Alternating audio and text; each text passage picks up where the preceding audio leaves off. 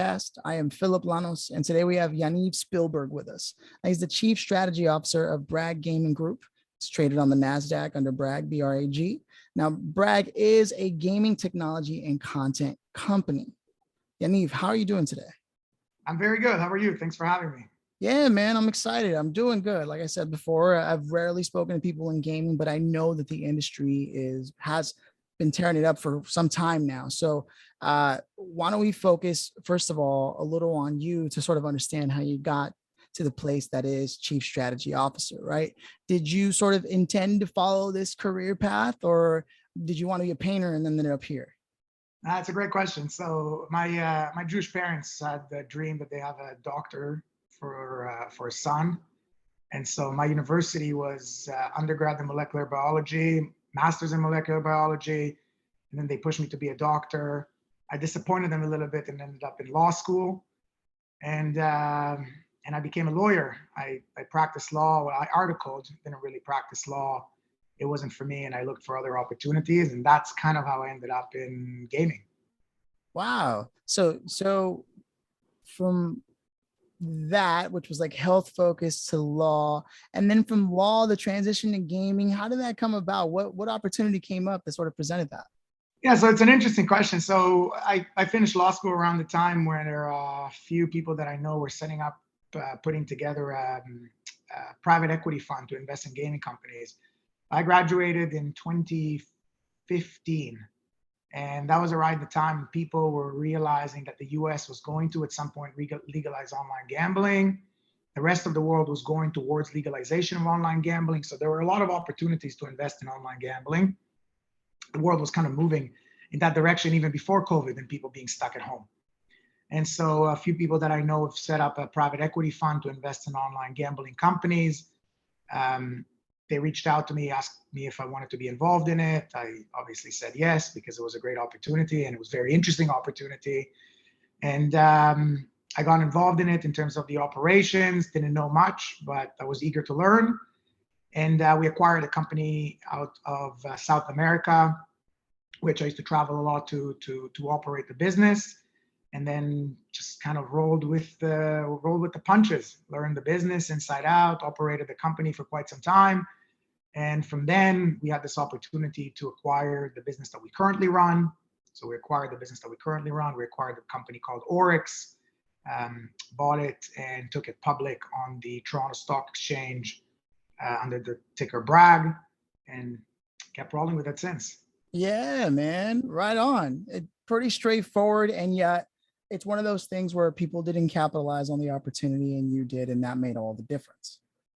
I feel like when you're a kid and someone asks you what you want to do when you grow up, nobody says I want to run a gambling company. They want to be doctors and nurses and firefighters. Yeah. But life experience shows you that there's other things to do when you grow up, and that's one of these things that happen. And I'm super happy where I am today. Right on, man. And so, as Chief Strategy Officer, what does a day in the life look like for you? Maybe just some top points of view that people can sort of understand the picture of it all. It changes a lot. I think in terms of the big picture, it's really kind of laying the strategy for future growth and future expansion, looking at opportunities outside of what we're doing today. I mean, we have amazing staff. We have really good people, really smart people that work with us today. So they're in charge of the day-to-day operations. They're in charge of the here and now. For me, it's more about looking at the big picture. Where's the market going? Where can we go? What can we do better? What can we do different? How do we get the business from where we are today to where we want to be in the future? And so doing that, is what I do and what I think about every day as a big picture. On the day-to-day operations, there's a lot of involvement with shareholders, a lot of involvement with financial institutions, banks, various presentations, these kind of interviews to present the company, to present our story, and to show that what we're doing is different, it's unique, it's cool, it's interesting, and it's going to be here to stay. Right on. And with Bragg, is it mostly focused on sports or video games, or across the board? No, so Bragg is mostly focused on iGaming, so online casino. We have a sport offering, we have a sportbook offering. It's not our forte. Our Right. forte is iGaming. Our forte is casino. We offer a full turnkey solution for online casino operators, and we offer proprietary content. So all the slot games that you would see when you go to Vegas and you go and you walk the floor, we have proprietary content that we develop in-house, and then we have the platform to actually deliver it to the operators. Right on. And did you have to ever take like trips out to like Atlantic City to like sort of do research and that whole thing? It happens all the time. 2 weeks ago, I was in Las Vegas for the biggest online gaming convention, G2E. It's an interesting time we live in, because obviously because of the pandemic, it had stopped for quite some time. But the gaming world has pretty interesting conventions all around the world. There's the G2E, as I mentioned, in October, every year in the beginning of October. And then there's the ICE, which is the largest in the world, in London, in February. And then there's more regional conventions like Malta and the Netherlands and other places, Asia. So yeah, we travel quite often. Pre-pandemic world, I'd be gone for 2-3 weeks out of the month. So it was nice. It was a nice change of pace. I got a little bored, and now it's back to normal. Beautiful.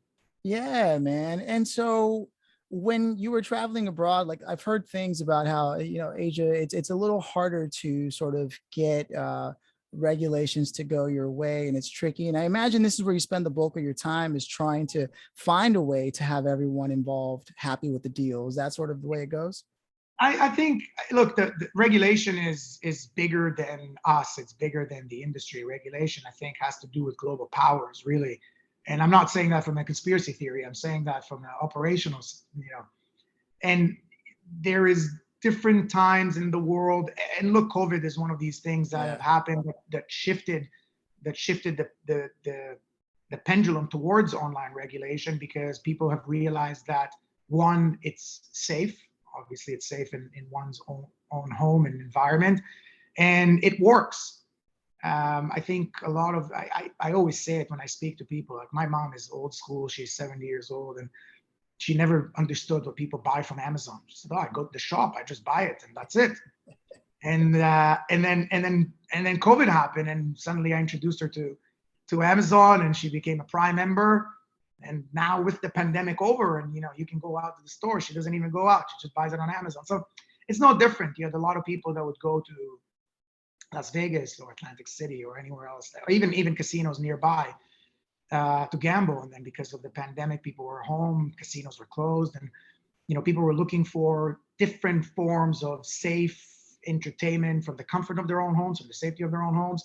And I think the regulators have also viewed this as something that is going in that direction. And then you have to add to that, of course, the cost of the pandemic, which has to be repaid at some point. And of course, online gambling, or regulation of online gambling, comes with tax dollars to the big man. So it forces regulators, it forces governments to think outside the box, to allow for something that is going to help both with respect to regulating the industry, but also making sure that it's safe, it's convenient, and it protects the people, after all. Now, did you experience a sort of a growth in your own team from the pandemic itself? Yeah, I mean, look, it's hard to attribute. So we're a growing company one way or another because of our growth phase. So it's hard to attribute the growth to a specific factor. We've definitely seen an uptick in number of bets and the people that we're betting. It's hard to say whether it's because of the pandemic or because we're onboarding new customers. But if you look at the industry as a whole, then of course there's been, on the one hand, there's been less engagements, right? There's less, like there wasn't, the Olympics had to be deferred, and the World Cup. But on the other hand, people were staying at home and they were betting on casino games and lottery and other products. So we've definitely seen an uptick in people's engagement and people's involvement. The other thing is, I think it presented an opportunity for acquiring new talent to our team. A lot of people were shifting countries, shifting roles, shifting jobs. So it created a great opportunity for us to onboard great salespeople, great tech people that maybe otherwise would have been very difficult to onboard. I think the one thing that changed in the even work-life balance is a lot of people were finally allowed to work from home. And so it doesn't really matter if you're in Canada, in Slovenia, in the US. If you're a good tech person, if you're a good salesperson, you can do it from anywhere. And it helped us, acquire really good talent. Right on. And now moving, I mean, we're in Q4, right? And we're getting close to that. And then we've got Q1 coming up. What do you see, or what do you have in mind for Bragg? And what kind of partners are you looking to work with that might be listening? So I think for us, mostly it's the expansion into new geographies. We've been traditionally more focused on kind of Western Europe in terms of our offering, or where we offer most of our services. The German, Netherlands area, and then a little bit of Eastern Europe and South America. In 2021, we've expanded our horizons. We've obviously proven the model. We've done really well in these markets that we served. So we're growing the market. We're growing where we're going, and we've announced to the market that we've applied for a UK license, a UK gambling license. New Jersey, Pennsylvania, Michigan, Ontario, British Columbia, all these places that have regulated gaming relatively recently, which are going to become very important areas of expertise for us. And if we can do at least as well as we've done in the markets that we've served before in these new markets, then we have a bright future ahead of us. Super exciting, man. Hell yeah. So now I have to ask, like, if you could have looked back and sort of decided to yourself, like, could I have done anything differently in my career? Like, as somebody who literally pieced up some money, got together with partners. I'm sure it wasn't easy. I'm sure there was hard conversations. People you thought that would be with you today aren't there with you. So looking back, is there anything that you can say to yourself as it maybe the younger you, sort of where you've come from and what you're doing? Can you see any advice you would have wished to have taken into consideration, or would it have dramatically changed where you are today? So the joke I always say about this is, if I could talk to myself 8 years ago, I'd just say buy some Bitcoin, which I didn't. Fair enough. Fair enough. If I could change anything, which is obviously a little bit different, we would have taken Bitcoin as payments. But again, don't quote me on this because the regulators hate that. So yes, we do not take any Bitcoin as payment. Right So on. maybe at the time we should have done it.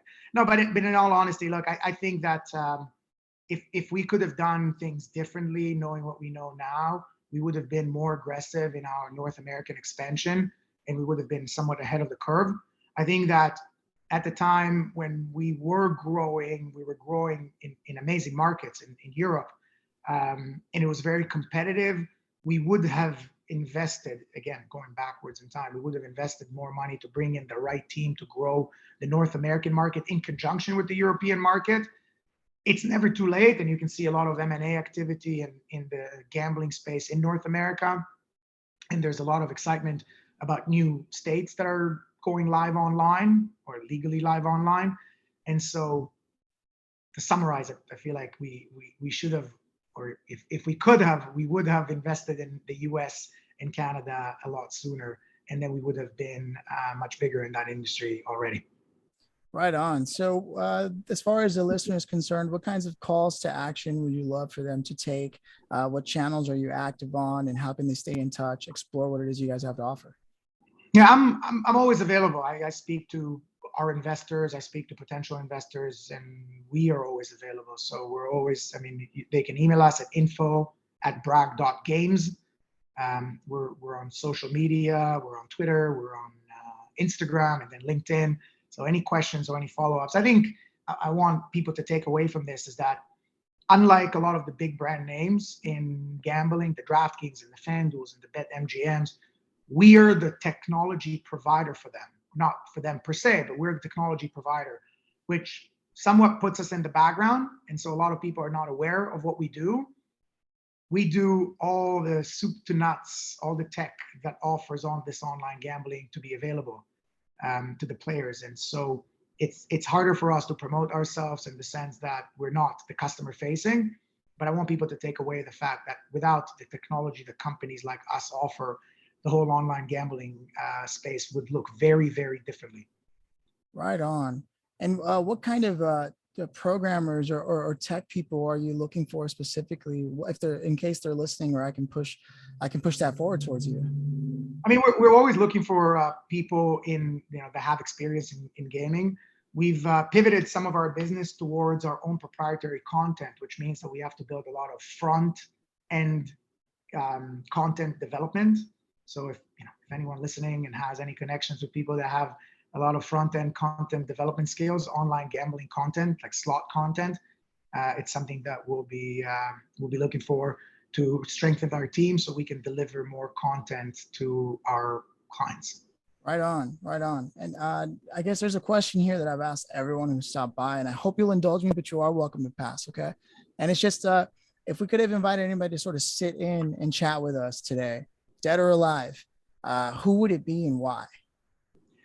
It's a great question. I feel like going back to my point about being somewhat undiscovered, my view is that we're undiscovered.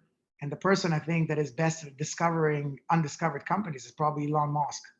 He'll sit with us, send one tweet, and somehow everyone knows about Bragg, just like they know about altcoins and just like they know about Bitcoin. And so next time when you invite me, please invite him as well and have him tweet Bragg, the ticker, and hopefully it would make a big difference for us in terms of our market cap. So everyone would be happy about it. Yeah, Elon seems like a really stand-up guy. I mean, you saw what he did with Doge, and it just seems like he would love to do something like that. I feel like it'll be the funniest conversation, and we'll become good friends. So forget the Bragg shares. Just get me with Elon Musk on the same podcast so we can hang out after the show. Yeah, that's where the magic happens, man. Exactly. Yaniv, man, it really has been a pleasure getting to learn a little bit about the gaming industry, which I have a lot to learn, but I can see that there's a lot of work that goes behind the scenes that doesn't necessarily go seen, right? It's like people don't notice that that's happening, but here we are having a conversation, raising the awareness of it. And I'm excited for your market expansion. I think there's a lot of great opportunities, and I'm looking forward to hearing the good news as we stay in touch after this post show. And that being said, I want to make sure to invite the listeners to go to your website or social channel again. Let's go ahead and drop it again. What was that? So it's www.bragg.games, GAMES, and Twitter and Facebook and LinkedIn and everything else there. Right on. Yaniv, thanks for stopping by, man. Yeah, thanks for having me.